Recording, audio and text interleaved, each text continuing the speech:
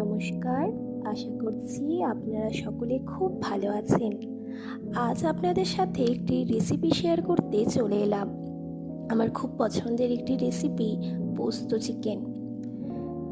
প্রথমেই চিকেনগুলোকে ভালো করে ধুয়ে তাতে কিছুটা পরিমাণ টক দই, পেঁয়াজ বাটা,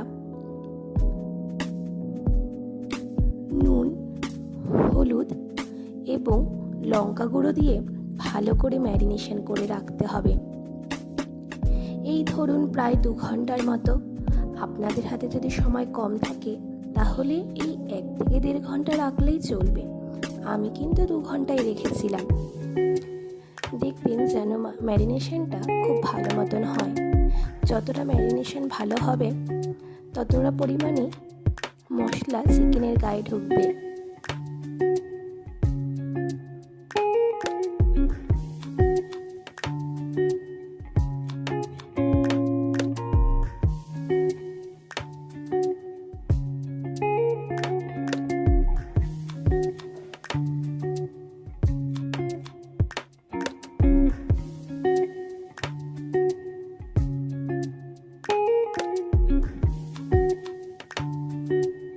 এরপরে কিছু মশলা রেডি করে রাখতে হবে, যেমন গোটা জিরে, লবঙ্গ, গোলমরিচ এবং শুকনো লঙ্কা।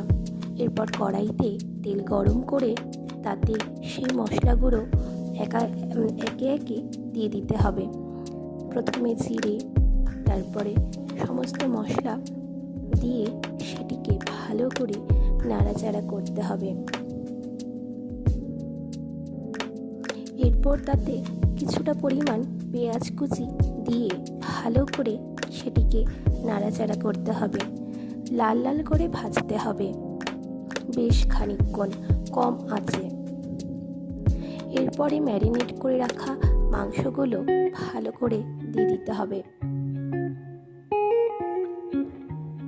দিয়ে ভালো করে নাড়াচাড়া করতে হবে।